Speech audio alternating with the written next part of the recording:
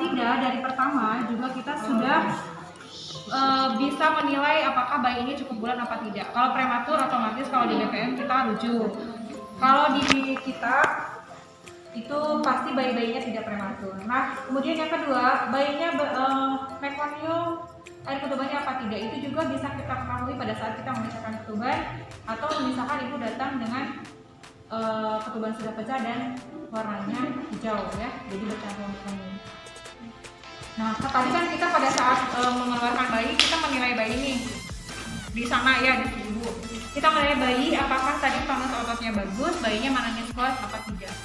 Kalau dia sudah menangis kuat, kemudian tonus ototnya bagus, warnanya kemerahan, kita sebut bayinya itu bugar, bayi bugar. Kalau salah satu saja tidak, misalkan bayinya lemes, napasnya bukan langkah awal resusitasi, gitu ya. Nah, ini biasanya kita sudah tutup. Ya. Nah, kalau kita menemukan bayi yang tegak-tegak, kan kita nilai terus kita taruh di atas perut ibu gitu ya. Misalkan ada lemes. Nah, di sini kita bisa merangsang bayi, kan kita tutup nih, kita rangsang bayinya. Nah, gitu kan. Kalau tidak menangis, masih tidak menangis, berarti kita harus bawa ke meja resusitasi. Bawa, nah, kita taruh di sini, kita ganti sama itu. Jadi ini ceritanya sudah ditaruh di situ, di bawah lampu. Jadi ini tadi sudah disampaikan. Kalau Anda melihat ini ada ganjal ini kurang lebih 3 cm.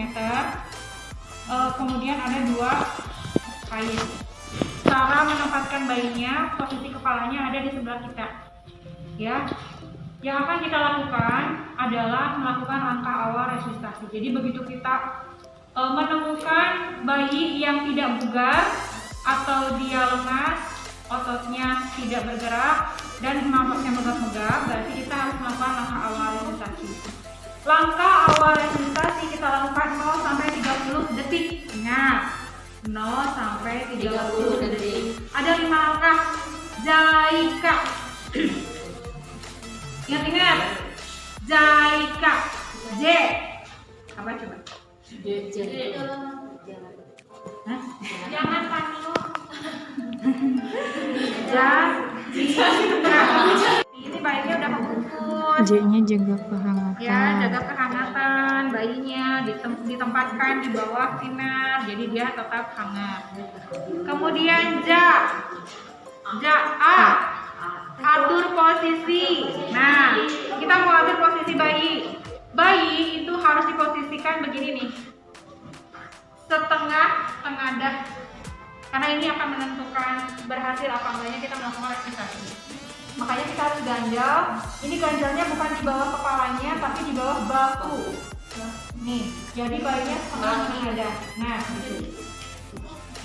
Ya. Kalau dia terlalu menekuk, kita taruh di bawah bantal, dia akan menghalangi masuknya udara, jadi dia menekuk. Begitu juga kalau dia terlalu menengadah, dia juga akan menekuk. Jadi harus setengah menengadah sehingga di tenggorokannya dia lurus ya jalan lahirnya. Jadi harus di bawah bahu. Nah, ini posisi. Jaga kehangatan. A, atur nafas. I, isap lendir. Jadi langkah selanjutnya adalah kita akan melakukan isap lendir. Ini saya balikin lagi ya. Kita taruh di sini, kita ganti sama yang ini. Yang kita buka cuman dadanya aja. Ingat, menghisap lendir pakai lili aja, kayak bola karet. Kalau pakai sling paper itu tidak disarankan. Kenapa? Karena nanti takutnya sudah sedap lagi sama kita si lendirnya. Karena kan ada 2 selang. Untuk memasukkannya kita buang dulu udaranya. Kita masukkan ke mulut dulu. Ya, mulut baru hidung. Jangan kebalik, kalau hidung dulu dia keburu bernapas. Nanti lendirnya masuk gitu ke paru-paru, nanti jadi pneumonia. Jadi kita buang dulu, kemudian masukinnya segimana? Masukinnya cuma kurang lebih 3 cm aja, jangan terlalu dalam, karena kalau terlalu dalam masuk orofaring ini nanti juga akan ada refleks di situ yang bisa menghentikan napas bayi. Jadi bukan yang menolong, kita malah membunuh bayinya, bahaya ya meninggal. Kita buang dulu, kita taruh, kita sedot, buang lendirnya, kita masukkan lagi kurang lebih 2 kali ya, cukup ya, 2 atau 3 kali. Kemudian baru kita masukkan ke hidung, buang dulu. Ke hidung itu sampai ujung cupingnya aja, jadi jangan terlalu dalam. Jadi sampai ujung, jadi jangan ditekan gitu.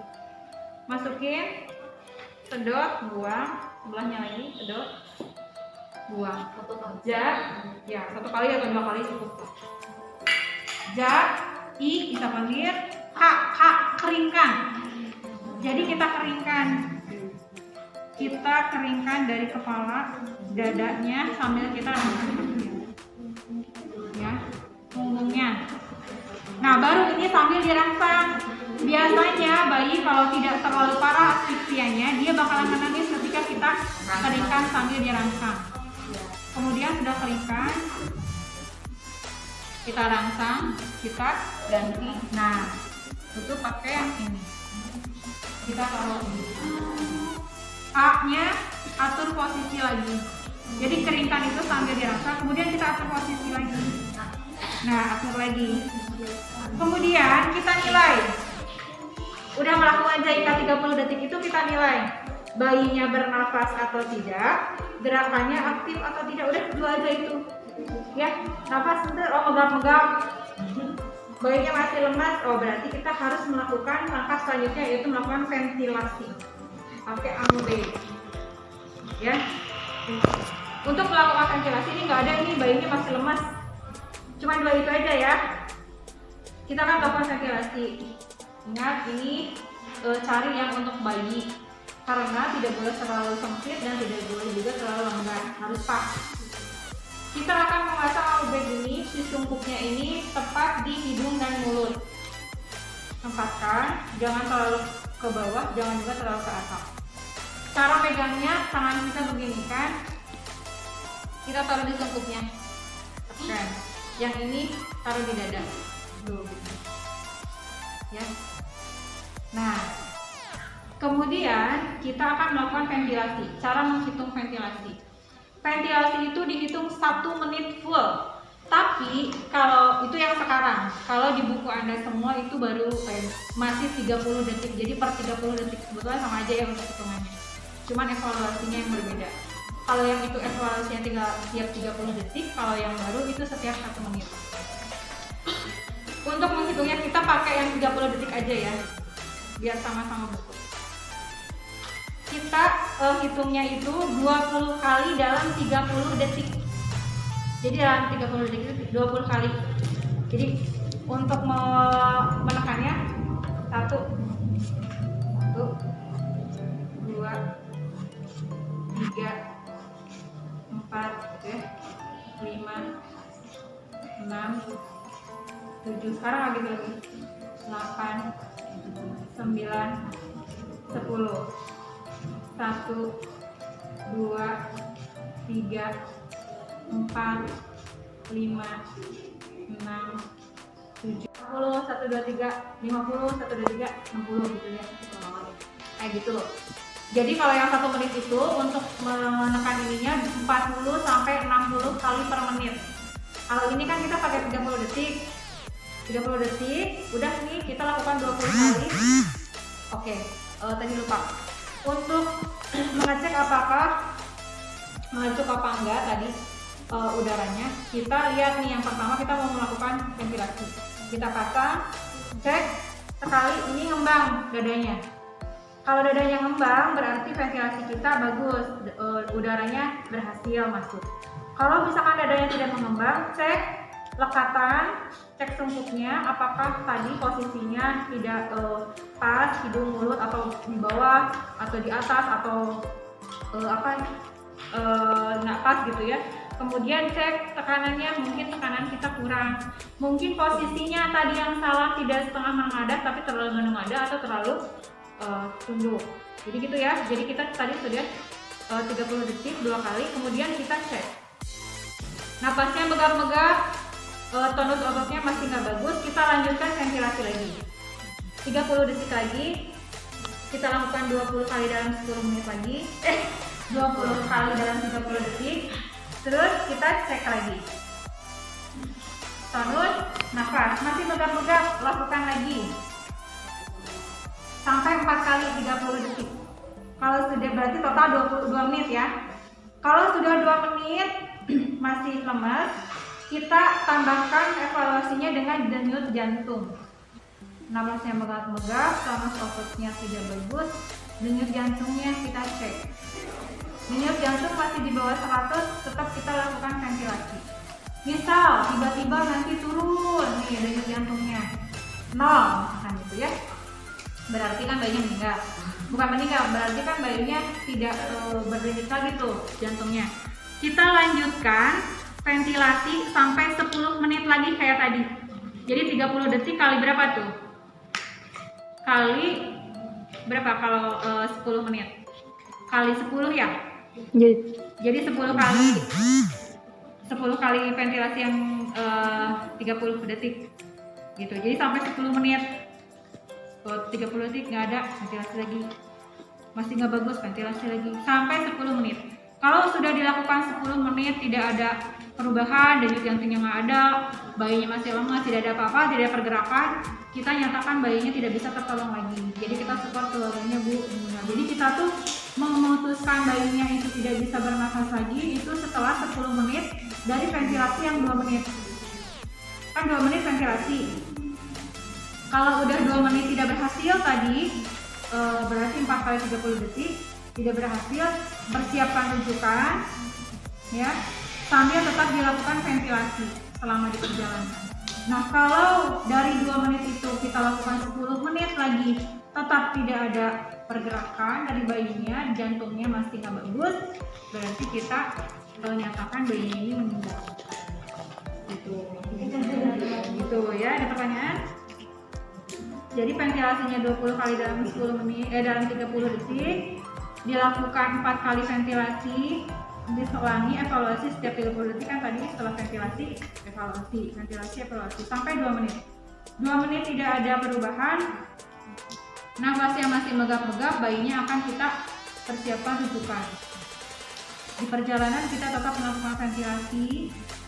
Kalau perbaikan berarti kita setelah 2 menit misalkan bayinya nangis nih, ototnya bekerja dengan baik, kita lakukan penata laksanaan bayi baru lahir seperti biasa, kasih fitka dan sebagainya yang itu lah ya. Tapi kalau tidak ada berarti kita harus rujuk lakukan ventilasi. Kalau keadaan bayinya menurun, kita lanjutkan ventilasi selama 10 menit. Jadi kalau denyut jantungnya masih ada kan kita terus sambil di perjalanan sambil diventilasi sampai di rumah sakit baru dilakukan tindakan. Kalau misalkan di jalan tiba-tiba nggak ada denyut jantungnya, kita lanjutkan 10 menit. Kalau 10 menit nggak ada berarti kita menyatakan bayinya itu ya. Saya menghentikan seperti ini, periksa kapan, kemudian kita cek sekali aja mengembang, baru kita lanjutkan 20 kali. Cara menghitungnya sekarang begitu, jadi sekarang itu nggak satu lepas nggak gitu ya, jadi langsung aja set, tapi itu 20 kali dalam 30 itu ya. Ada pertanyaan nggak? Kalau tidak ada, kita akhiri sampai di sini. Tadi evaluasinya dari yang tadi sudah kita lakukan. Kalau untuk pengeluaran kepala bayi sangat syukur, insya Allah mudah-mudahan pada bagus. Amin. Oke. Terus di awal persiapan alat yang perlu diperhatikan adalah alat ketika sudah dipakai itu harus dirapikan lagi sebelum cuci tangan. Kemudian tadi perhatikan juga di kala 3 pada saat pengeluaran plasenta. Jadi jangan nanti plasentanya tiba-tiba udah ditulis lagi mak. Jadi yang jadi pasiennya tahan dulu tuh, pura-puranya belum lepas. Jadi nanti ada proses belum lepas dan sudah lepas. Kalau belum lepas kan tidak ditarik. Kalau sudah lepas dia akan memanjang sendiri tali pusatnya. Jadi kita tarik, pindahin gitu. Baru nanti sampai di introitus sabuna, baru kita tarik ke bawah, ke atas, terus tengah, baru bisa. Terus setelah dari kala 3 itu, ini pada nggak sistematis, ada yang enggak, ada yang udah.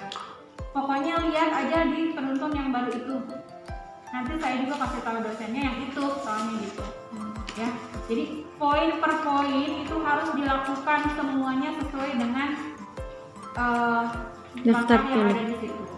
Jadi kalau kelewat satu, nanti kelewat tuh nilainya juga berkurang. Apalagi kalau di rekomendasi, hati-hati. Kalau rekomendasi itu bukan nilai 321, tapi dilakukan, tidak dilakukan, dilakukan, tidak dilakukan gitu nilainya. Jadi harus sempurna. Hanya latihannya itu di rumah juga dibayangkan aja tuh langkahnya, bikinnya apa. Kemarin kan sudah dibikin tuh panggungnya dari kardus, nah itu udah kemarin sendiri di rumah. Ya karena kan kita nggak bisa kesini lagi untuk latihan di sini. Misalnya untuk penjahitan tadi, kalau yang sudah lihat yang ngejahit yang lain kayak gitu ya, ngejahit nanti bisa di rumah sendiri gitu ya. Jadi kalau ada pertanyaan boleh nanti WA saya tanyain. Oke.